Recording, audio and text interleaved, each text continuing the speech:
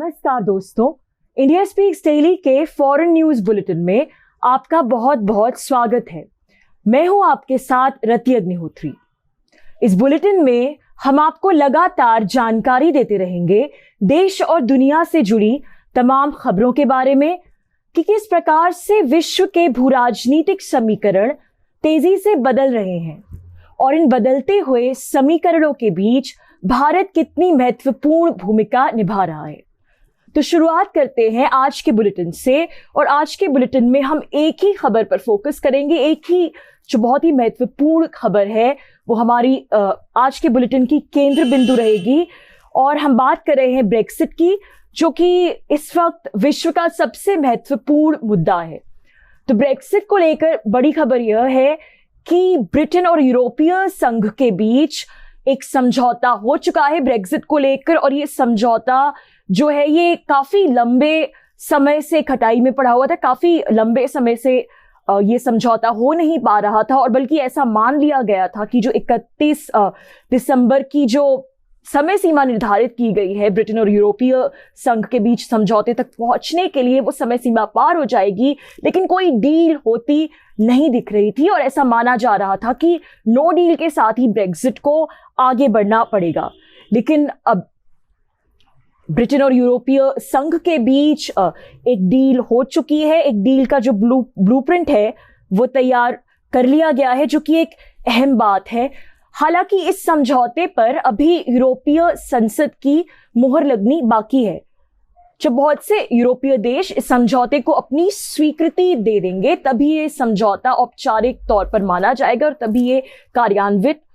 हो पाएगा। लेकिन ऐसा माना जाता है कि एक महज औपचारिकता ही है, और ये समझौता जो है बहुत जल्दी ही इसके कार्यान्वित होने की उम्मीद है। और जैसा कि हमने कहा कि मुख्य बात यह है कि ब्रिटेन के प्रधानमंत्री बोरिस जॉनसन और यूरोपीय संघ की chief Ursula von der Leyen ने फिलहाल दोनों पक्षों के बीच में जितने भी मतभेद थे ब्रेक्सिट को लेकर, बहुत से मुद्दों को लेकर जो भी मतभेद थे, फिलहाल के लिए वो सुलझा लिए गए हैं और एक डील तैयार हो गई है। तो यूं तो इस समझौते में बहुत सी बातें हैं, लेकिन इसके जो अहम मुख्य केंद्र बिंदु हैं उनके बारे में हम आपको संक्षिप्त में बताना चाहेंगे। तो सबसे पहली बात यह है कि ब्रिटेन और यूरोपीय संघ के देशों के बीच जो गुड्स का व्यापार होगा, जो गुड्स को लेकर आदान प्रदान होगा, आयात निर्यात होगा, उसमें स्थिति यथास्थिति बनी रहेगी। यानी गुड्स के आदान प्रदान को लेकर, आयात निर्यात को लेकर किसी भी प्रकार की कोई टैरिफ्स या टैक्सेस नहीं लगेंगे, जो कि एक बहुत बड़ी बात है। तो ये एक प्रकार का मुक्त व्यापार समझौता है ब्रिटेन और यूरोपीय संघ के बीच, और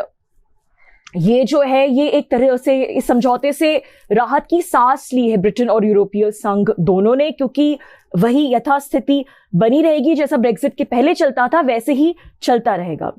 और जहां तक भारतीय इंडस्ट्रीज की बात है तो उनके लिए भी एक अच्छी खबर है, क्योंकि ऐसी भारतीय इंडस्ट्रीज जिनके उत्पादन सेंटर ब्रिटेन में है, जिनके मैन्युफैक्चरिंग यूनिट्स है ब्रिटेन में, या फिर जो वहां पे अपने मैन्युफैक्चरिंग यूनिट्स बनाना चाहते हैं, सेटअप करना चाहते हैं, ये उनके लिए अच्छी बात है। और जो भारतीय एक्सपोर्टर्स हैं जो कि ब्रिटेन को या यूरोपीय संघ को अपने गुड्स निर्यात करते हैं, एक्सपोर्ट करते हैं, उनके लिए भी अच्छी बात है, क्योंकि उनको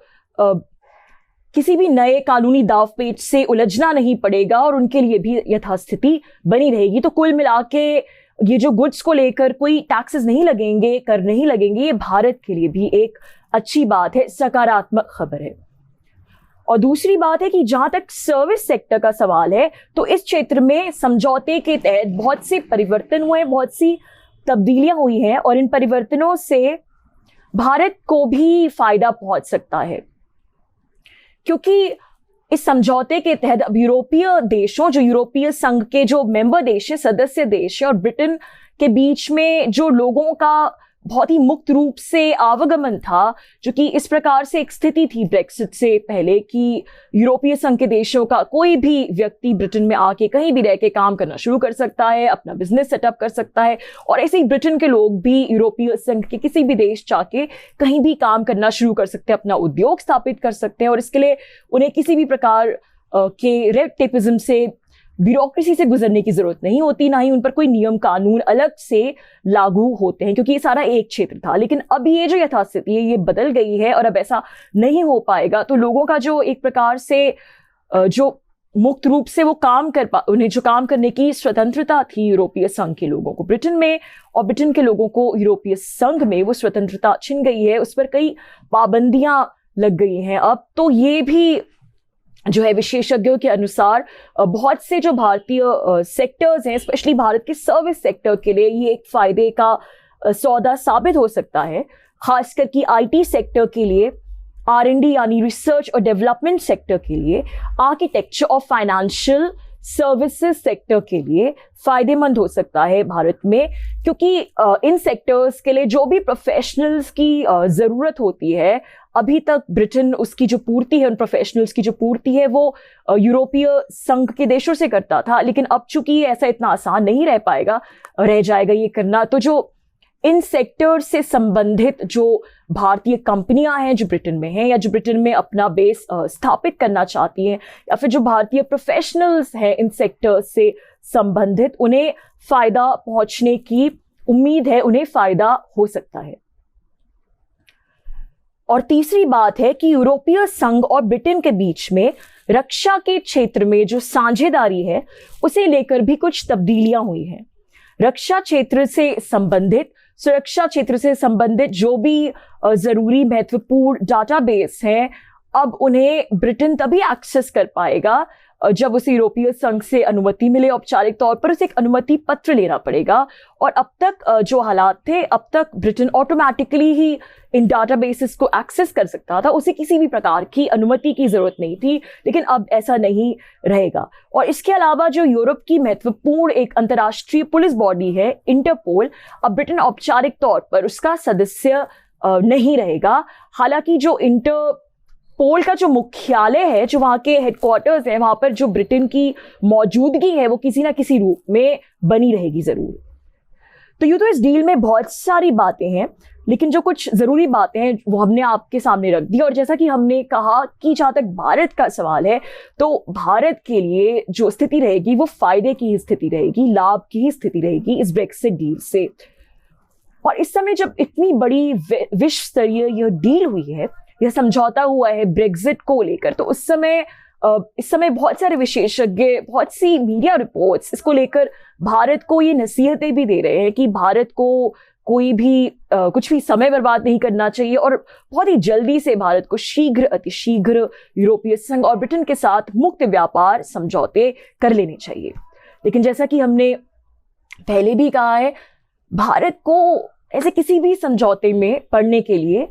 किसी भी तरह की कोई जल्दबाजी नहीं करनी चाहिए, बल्कि बहुत ही शांति से भारत को स्थिति का आकलन करना चाहिए और देखना चाहिए कि आखिर ये डील जाती किस तरफ है, आखिर ऊंट किस करवट बैठता है, और तभी बहुत सोच समझकर भारत को ऐसा कोई भी निर्णय लेना चाहिए। जल्दबाजी में इस प्रकार के मुक्त व्यापार समझौते का निर्णय लेने की भारत को कोई भी मूर्खता नहीं करनी चाहिए। कुछ एक्सपर्ट्स की यह भी राय है कि भारत को एंग्लोस्फीयर का हिस्सा बनना चाहिए,